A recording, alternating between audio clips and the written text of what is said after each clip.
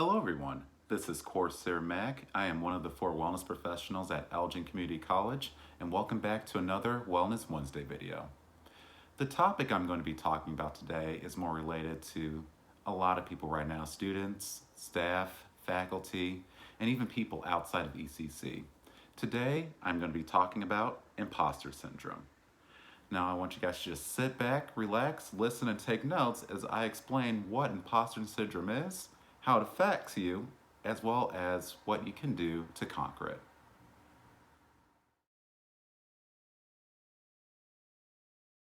All right, so first let's define imposter syndrome. The Oxford Dictionary says imposter syndrome is the persistent inability to believe that one's success is deserved or has been legitimately achieved as a result of one's own efforts or skill.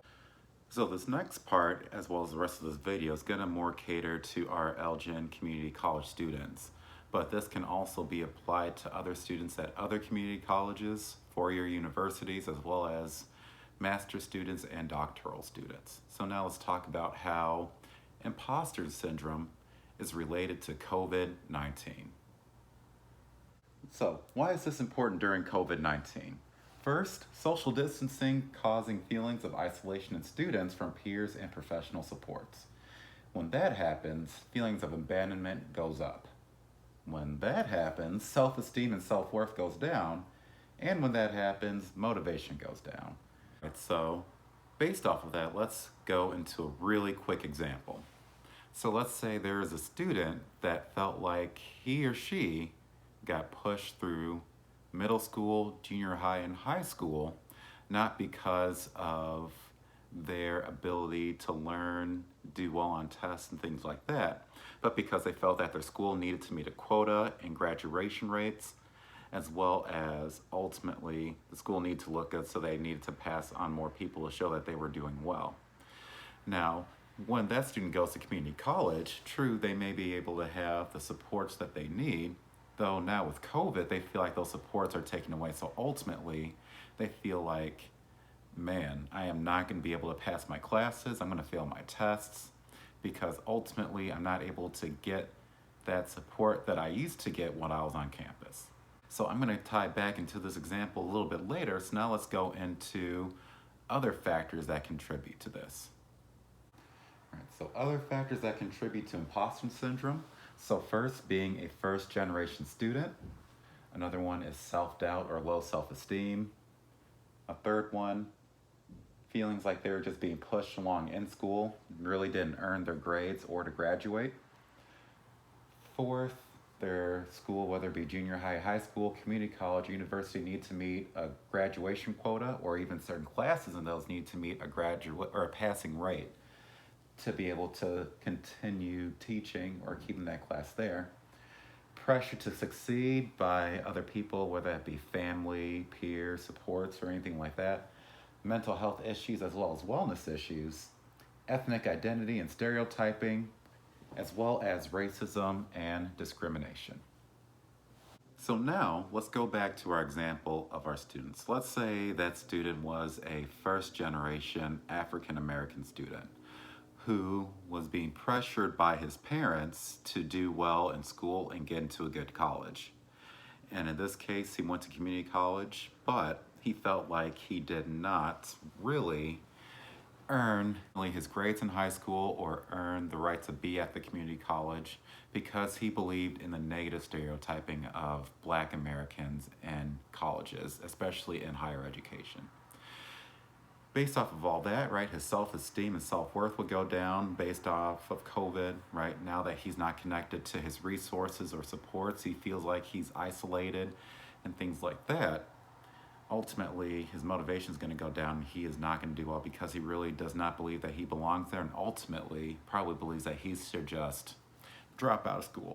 Though, thankfully, there are some ways to help with imposter syndrome. So let's go over a few of those.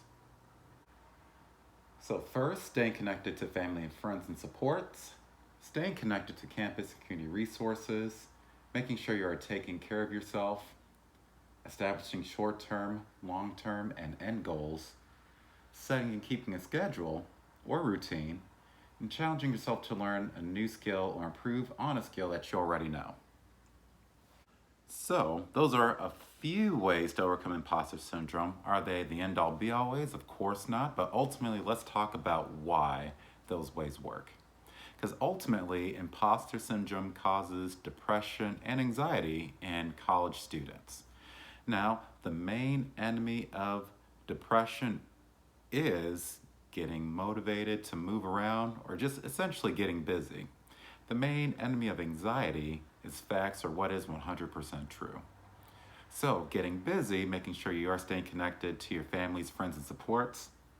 Also, making sure you are staying connected to your campus resources helps you not stay in your rut. It helps you get out there, it helps you get motivated, and it helps you take control of the situation. And then, with learning a new skill or improving on an old one, that also helps with changing your mindset, because ultimately that's where imposter syndrome is. It's inside your mind, right? So now you're having facts shown to you that you're doing yourself to help overcome that anxiety, right? As well as setting a schedule, setting routine, and things like that, as well as setting goals. It helps you know what to do next. It helps you, again, obtain and maintain power over your life, and it helps you make sure that you are moving and not staying stagnant or still, and helps you make sure that you are getting to a place where you want to be. If you've made it this far, then you've made it to the end of the imposter syndrome video. All right, now you know what imposter syndrome is, how it affects you, as well as what you can do to overcome and stay in control. So, if you do want to schedule a session, or if you feel like this video has wanted you to get more information from me or any of the other wellness professionals, please feel free to call us at 847-214-7390 extension 1, or you can email us at studentwellness@elgin.edu. And remember, we are in tough times right now, so it is not bad or looked down upon or frowned on to get a little bit of extra help or extra support. So, stay strong, Spartans, and I'll see you in the next video.